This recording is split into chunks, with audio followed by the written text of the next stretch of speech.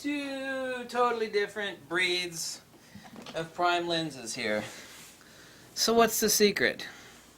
Oh yeah, you picked this up in the camera store and the idiot next to you goes, "Oh, what are you gonna do with that, mate?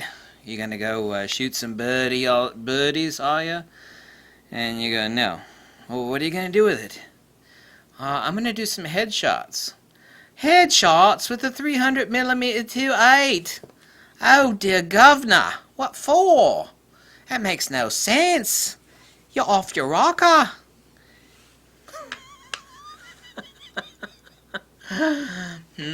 Really, am I? "Why, governor, this is the portrait lens right here. It's the 85-1.4. What is one thing in common all these YouTube photography channels have in common when they show you shooting? Themselves shooting. They got like, I don't know, a 85 or a 100mm or a 105, and they're taking headshots, taking portrait shots. You've never seen any of these top 20 peckerheads, that's what they are, they're peckerheads, shooting with a nice telephoto prime, nice big old prime. There is a huge, yeah, this is the difference between this and this is huge. Huge difference between depth of field and subject isolation. You need to do a Google search and type in 300mm 2.8 portraiture. Just doesn't matter what lens it is, Canon, Nikon, I don't give a damn. 300mm 2.8 portraiture. Even actually that Nikkor 200 to 500mm, which isn't a very fast lens, most people don't realize what the depth of field at, say, 60 yards is on a 500mm or 400mm lens. So I didn't take a headshot at 400mm at f5.6 with that lens. It's beautiful. If you actually take two headshots, and fill the frame roughly the same, one with 85mm, another one with either 300mm or 400mm, the average opinion about which one looks better will be the guy with the camera that's about 60 feet to, 60, 100, 120 feet back, headshot, full body shot. Huge difference between depth of field, shallow depth of field, and subject isolation. They have two different, and obviously so, compositional qualities. Oh my God, it's hurting my arm. Oh, lovely, governor. Lovely. Lovely lens. Oh, 400mm 3.5. Oh yeah, and this is perfectly fine using an adapter on a Fuji, by the way. The only problem is you've basically got a 600mm lens. You can step pretty far back. The bokeh is exquisite. People don't realize how radically different the portraiture. I've even had people ask me before. They're like, "I saw some guy taking a portrait shot out in the park, and he was like 100 feet away from that model, and he was using an enormous lens. Why would anybody do something like that? I use 85mm 1.4 at 15 feet, 20 feet. Huge difference." Just compare the shots and ask yourself, this is not a birding lens. This is my ideal of the ideal portraiture lens. The compression that you get out of filling the frame up with someone's face or stepping back a little further and doing a body shot with one of these is night and day. You can't get that out of an 85 or a 105 or even a 200mm. You don't. A lot of these fashion shots that look radically like, why do my portrait shots never look like that? I mean, this guy's taking a headshot, but the bokeh and everything is, radically different. It's like I'm shooting at f1.4, and this guy's got creamier bokeh at f2.8. What's the difference? Here's another question.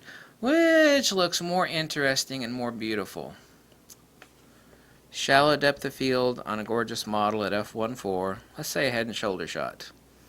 Or the same model at 300 millimeters, framed exactly the same at f2.8. Oh my God, there has to be a radical difference. There is.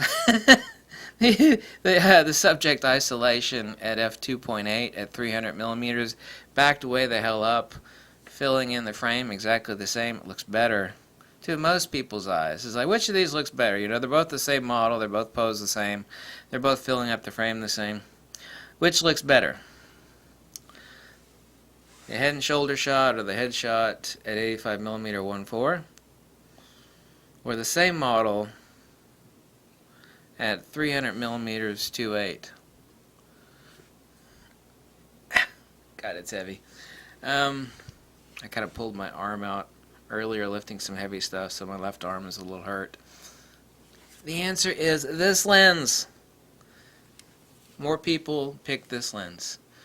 You see these portrait shots in the magazines, and none of these peckerheads on YouTube. I've never once seen any of them using a lens like this for portraiture. I've seen other people use them in portraiture on YouTube, but none of the top 10 or 20 dingleberries. There may be some video out there where they are using it, but it's like, oh, what's the portrait lens to choose? Oh, it's 85. Really? That's fine and all, and this is my favorite 85 is the Zeiss. Oh God, this Zeiss lens is just awesome. I just wanna stare into the black hole and abyss of this perfection of glass and coating perfection and just lick it. But what makes better portraiture shots, this or this? More people actually choose this over this, and that's undeniable. Which one do you like? 85 at 1.4, or the same composition at 300 millimeters at 2.8, taken from a far distantly removed location? This looks better. Depth of field is not subject isolation, nor is subject isolation depth of field. Do you feel me?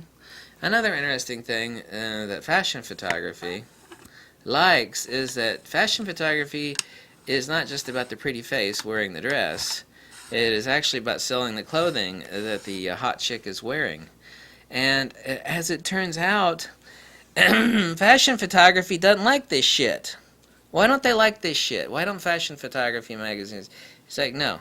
You take pictures of your model with this lens, you're fired. Because at f1.4 and f1.8, the only thing is in focus is that chick's face. You can't see what the hell she's wearing.